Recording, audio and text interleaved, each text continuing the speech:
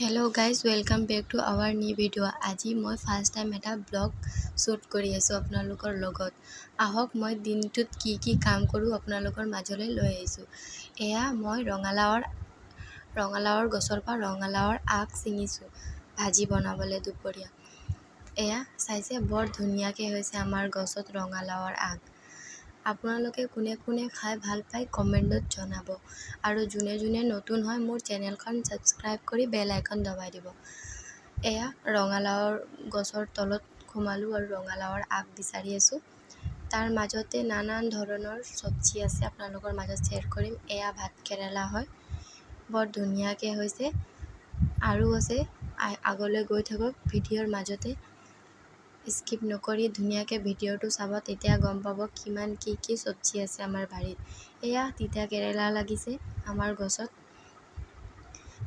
আকৌ বিচাৰিছোঁ ৰঙালাওৰ আগ। এয়া চাক গোটেই ওলমি আছে ৰঙালাওৰ আগ। এয়া ৰঙালাওৰ আগ ছিঙিলোঁ। এয়া ৰঙালাওৰ আগ ছিঙি তিয়ঁহ গছ দেখাম বলক। এয়া তিয়ঁহ লাগিছে আমাৰ গছত। তাৰ পাছত বলক আৰু এটা টিকলা তিয়ঁহ আছে আমাৰ গছত দেখাওঁ। এয়া সৰুকৈ লাগিছে, ডাঙৰ হ'ব বাৰু, ডাঙৰ হ'লে লৈ আহিম আপোনালোকৰ মাজত। তাৰ পাছত এয়া আদা গছ। আপোনালোকে আগত চাইছেনে আদা গছ গাইজ? কমেণ্টত জনাব। এয়া আদা গছ। পাছত এইফালেও লগাইছোঁ, এই চাইডেও আছে, এই চাইডেও লাগিছে আদা। এয়া আদা গছ। তাৰ পাছত আকৌ ভেন্দি দেখাম বলক। এয়া টিকলু গছত এটা ভেন্দি লাগিছে, এয়া দুটা। তাৰ পাছত আকৌ এইটো গছতো লাগিছে ভেন্দি। তাৰপিছত এইবিধ কি ফল হয় গাইজ কমেণ্টত জনাব। চিনি পাইছেনে এইবিধ কি ফল হয়? চিনি পাইছে যদি নিশ্চয় কমেণ্টত জনাব। তাৰ পাছত বলক আমি ৰান্ধোঁ।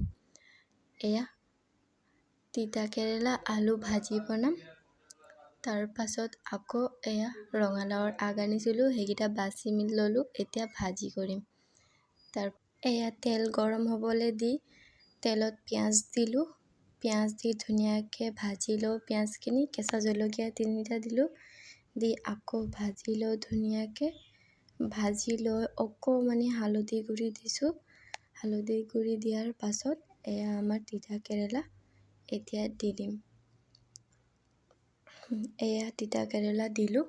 তিতা কেৰেলা আলু ভাজি দি পেলাই আকৌ ফ্ৰাই কৰিছোঁ। গাইজ তিতা কেৰেলা আলু ভাজি বহুত টেষ্টি হয়। এয়া আকৌ ভাজি আছোঁ। আমাৰ গোটেই দিনত কামেই শেষ নহয় গাইজ, ৰন্ধা বঢ়া কৰিব লাগে আৰু বাকী কামটো আছেই। এতিয়া আকৌ এইফালে মই আকৌ বহালোঁ কেৰাহী, আৰু এইফালে ভাজি তিতা কেৰেলা ভাজি। তাৰপিছত এয়া কেৰাহী বহাই তেল গৰম হ'ব দি আকৌ পিঁয়াজ দিলোঁ। আকৌ পিঁয়াজ দি ধুনীয়াকৈ ফ্ৰাই কৰিছোঁ। কেঁচা জলকীয়া এটা দি ধুনীয়াকৈ ৰঙচুৱাকৈ ফ্ৰাই কৰি দিয়াৰ পাছত ইয়াতে দি দিম আমি শাক, যোনখিনি শাক মই বাছি থৈছিলোঁ আমাৰ গছৰ। এইফালে ভাত তুলি দিছোঁ গাইজ। তাৰ পাছত এয়া এতিয়া আকৌ আমাৰ মানি প্লেণ্ট গছ এটা মই লগাইছোঁ, বৰ ধুনীয়াকৈ বগাই গৈছে। আৰু আজিৰ ৱেডাৰটো বহুতেই ধুনীয়া গাইজ, বহুত ধুনীয়া বতাহ মাৰি আছে, ৰ'দো ওলাইছে। মই এনেকুৱা ৱেডাৰ বহুত বেছি ভাল পাওঁ। তাৰ পাছত এয়া ৰঙালাওৰ শাকখিনি দি দিলোঁ, দি পেলাই আকৌ ধুনীয়াকৈ ভাজি দিম। ধুনীয়াকৈ ভাজি দিয়াৰ পাছতে আৰু আমাৰ শাক ৰেডি খাবলৈ। একো দিয়া নাই গাইজ, অকল নিমখ, হালধি, পিঁয়াজ, কেঁচা জলকীয়া। এয়া নিমখ দিলোঁ সোৱাদ অনুসৰি, নিমখ দি তাৰ পাছত বলক মই ফুল লগাইছোঁ, তাতে অকণ পানী দি দিওঁ। এইটো এল'ভেৰা হয়, এল'ভেৰা আৰু মানি প্লেণ্ট দুটাই লগাইছোঁ। এইটো মানি প্লেণ্ট হয়, ধুনীয়াকৈ হৈ আছে, পাত এখনো ওলাইছে আৰু এইফালে আগ মেলি আছে ধুনীয়াকৈ। কাৰ কাৰ ঘৰত আছে মানি প্লেণ্ট কমেণ্টত জনাবাচোন। তাৰ পাছত এয়া আকৌ বলক ৰন্ধালৈ যাওঁ। এয়া আমাৰ শাক হ'লেই, অকণহে বাকী আছে। ধুনীয়াকৈ পানী এৰি দিছে। এয়া ধুনীয়াকৈ আকৌ ফ্ৰাই কৰি লৈছোঁ। ফ্ৰাই কৰি লোৱাৰ পিছত আমাৰ শাক বলক ভাজি হ'লে এতিয়া থালি ৰেডি কৰোঁ। এয়া থালি স্পেচিয়েল মোৰ মানুহজনৰ কাৰণে।